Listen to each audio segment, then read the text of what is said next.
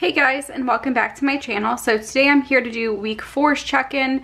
I have been really good this month about doing check-in, so I am very proud of myself for that. But even though I did not feel like filming this and doing the check-in, I'm doing it anyway because I know that doing that means we are on track in terms of budget and helps us achieve our goals. So we're doing it even though I've already prepped for bed, my ring is off. So, oh well, we're gonna go for it. So today the only thing that I'm really going to look at are groceries, gas, and unbudgeted.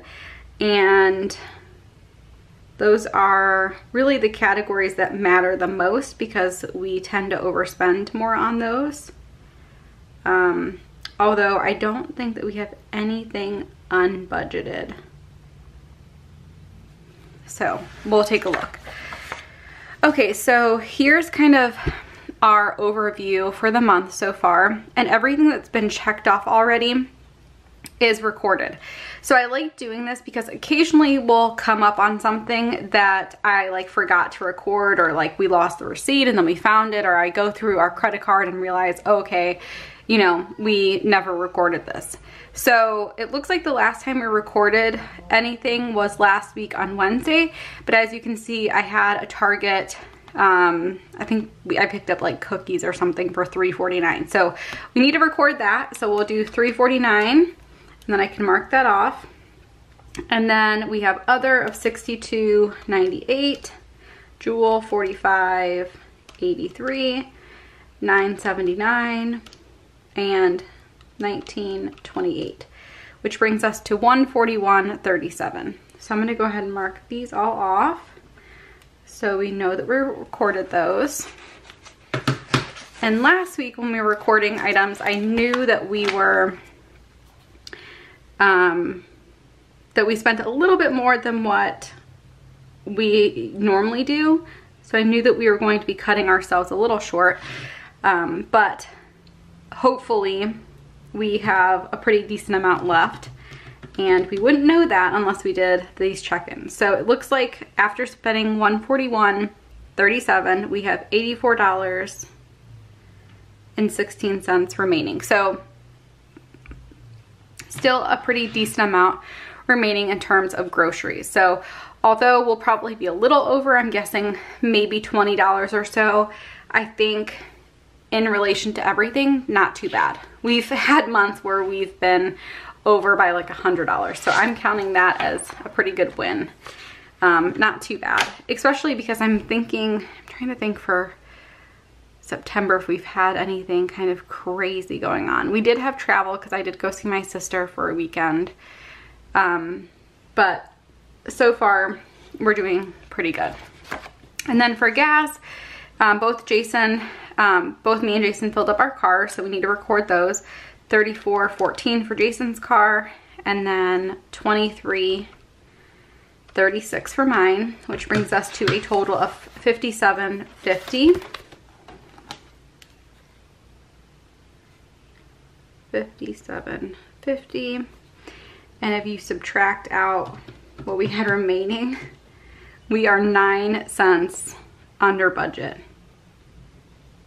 which is kind of insane.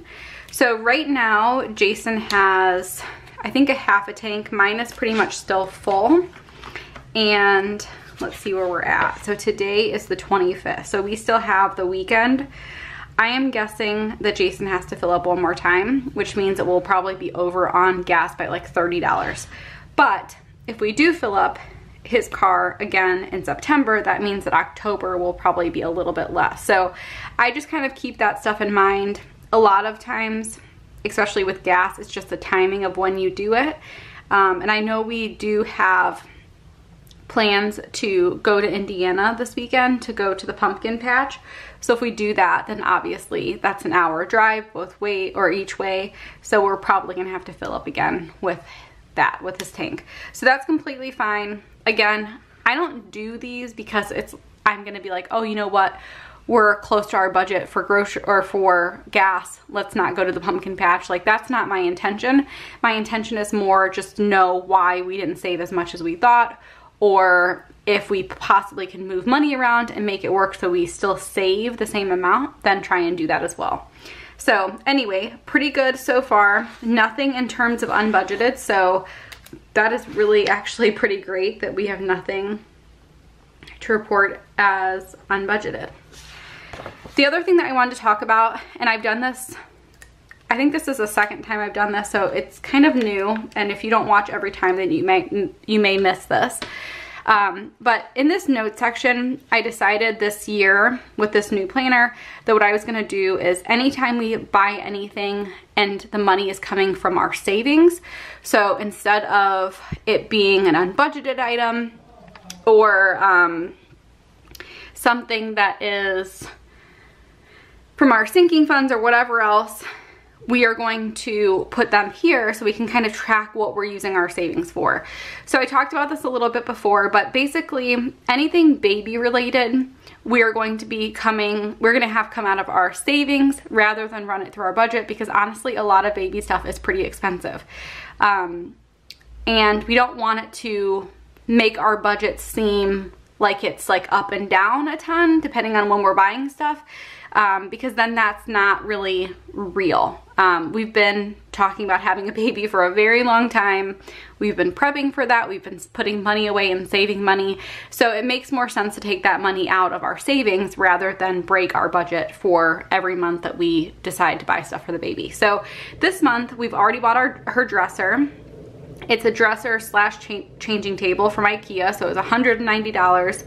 Not bad at all. And that actually included all of the organizers and stuff that's inside of it, which is really great. It's additional, like it wasn't with the dresser, but we bought it along with it. Then I talked about last week how we were going to be going to a resale for clothes. I rarely buy clothes for Macy. Okay, let me rephrase this. Nowadays for Macy, there's not as much available in her size at resale, so I do actually have to buy more clothes than I'd like at like Target and stuff like that. But when Macy was a baby, I bought all of her clothes. Every single piece of clothes that she had and she wore, I bought from resales or from like Goodwill, because kids outgrow stuff so fast and they ruin stuff so fast. One blowout, you know, one spill of something and an outfit can be completely destroyed. So I'm not going to spend $20 to $30 for an outfit for a kid when the possibility of them wearing it more than a handful of times is pretty low. So I always go to resales, and I did go to the resale. I picked up a bunch of clothes for the new baby, as well as a couple of things for Macy. Usually you can find really good deals on PJs for any age. But like normal clothes for Macy, it's just really slim. Like once in a while I can find something nice, but for the most part, they're all like bell bottoms and stuff that kids probably wore in like the 90s, and I'm not gonna have her wear that stuff. So anyway, I spent $60, and I'm taking that out of our savings because most of it was related to the baby, and again, it just makes more sense to run it through our savings. So after the end of the month, so pretty soon, if we don't buy anything else, I'll total this up. And then I do have a tracker in the beginning of my planner. I showed a setup video a long time ago, so definitely go check out my budget playlist if you want to see that. But basically I have a place where I put what I'm adding, what I'm subtracting, and then the net effect to our savings. So this will obviously be what I'm taking away from our savings. Whatever's left over after we take our expenses away from our income, that will be what we're adding, and then this will be subtracting, and then we'll net it together and see if we added or if we took too much away from our savings, whatever the case. So that's kind of how I'm handling it. Everybody's different. You can handle it the way that you want, whatever works for your family, but I'm just kind of explaining what I'm doing just in case you are trying to look for ideas and want to kind of check that out. We did recently close our sinking funds, so I'm not going to go into our sinking funds for September because those are all closed.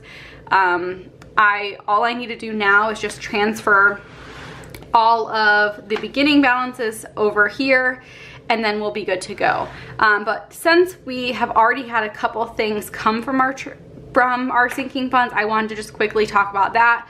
So my sister's birthday is on Sunday, and she actually had her baby, so we bought her a couple things. We actually basically just had food delivered twice to her, and that's what she wanted. She wanted food. I totally get it with a new baby. The last thing you want to do is cook or have any, you know, have to go grocery shopping. So that's what she wanted. That's what we did. But those are the only two things that have happened so far. My birthday is on Friday. Super exciting. And I'm taking the day off, and we're going to go see the Abominable movie.